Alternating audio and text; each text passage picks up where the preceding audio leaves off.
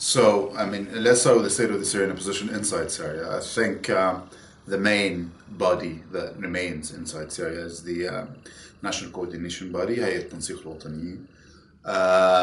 They are part of the larger institutions of the Syrian opposition. They're part of the Syrian Negotiation Committee.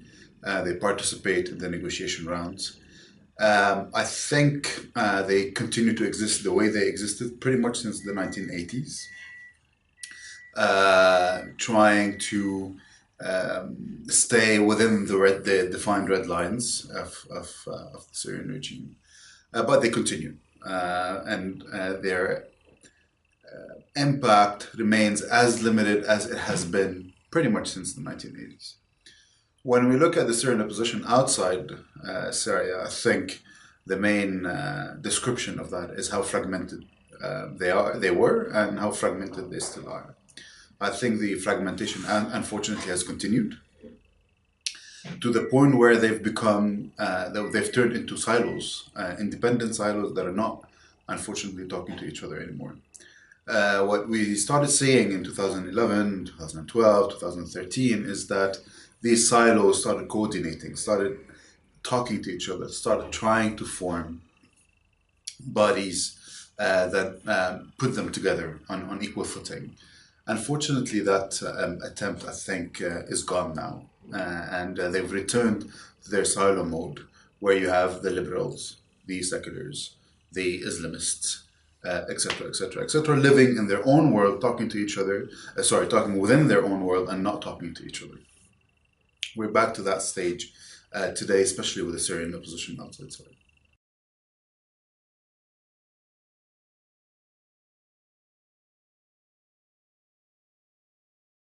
Not really. The Syrian opposition remains, political opposition remains very much a political body and a political entity.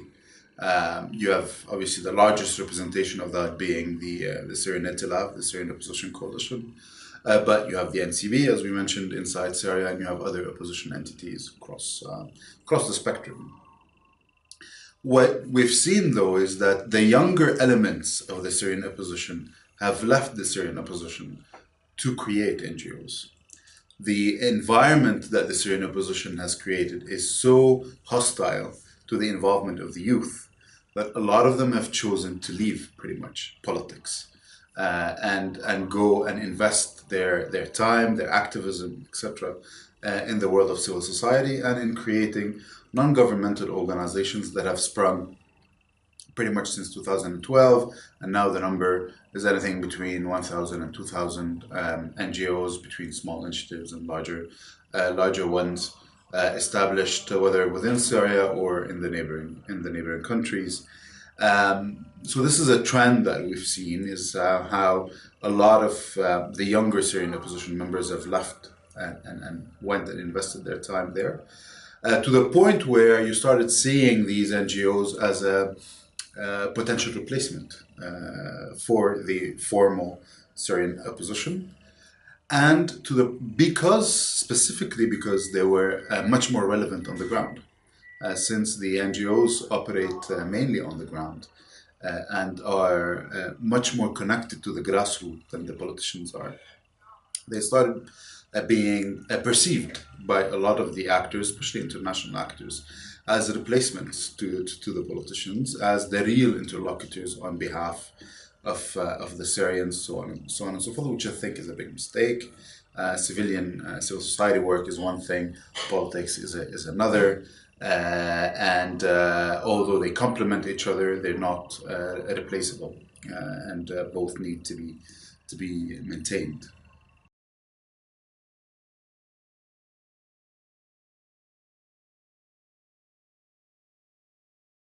I think two things will be discussed mainly in the next stand around, which is the constitutional process and this constitutional committee that was supposed to be formed by now, still not formed because of the famous middle list that has not been agreed.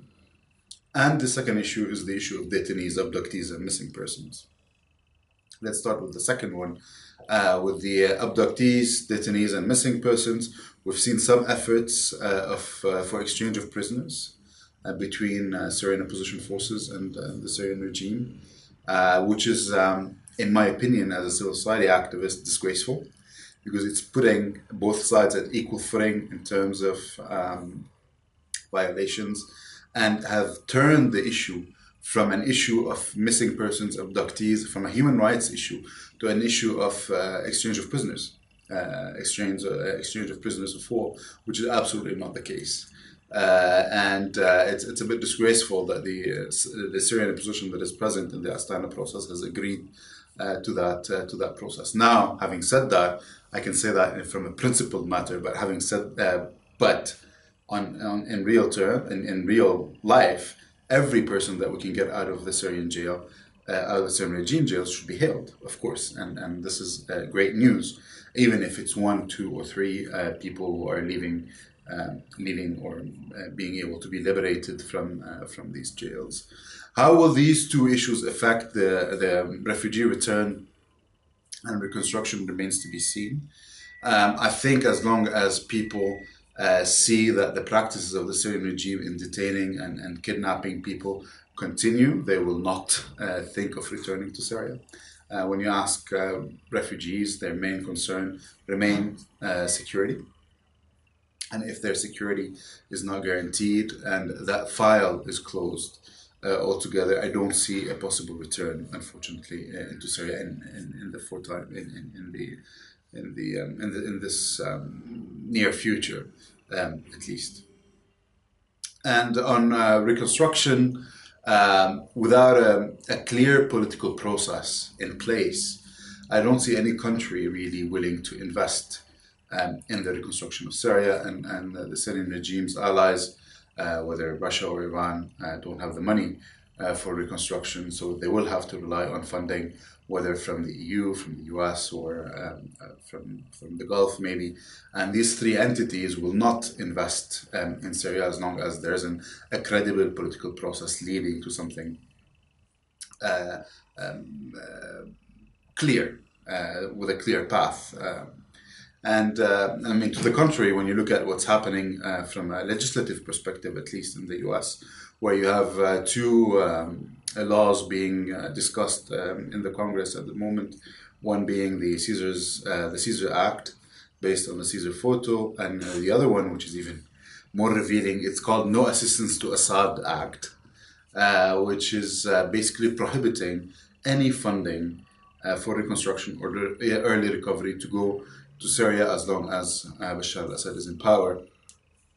It tells you a bit the mood in Washington in terms of investing in the reconstruction of Syria. Not only it looks at banning any investments from the US, but it actually sanctions any company worldwide or any government that would invest in the reconstruction of Syria.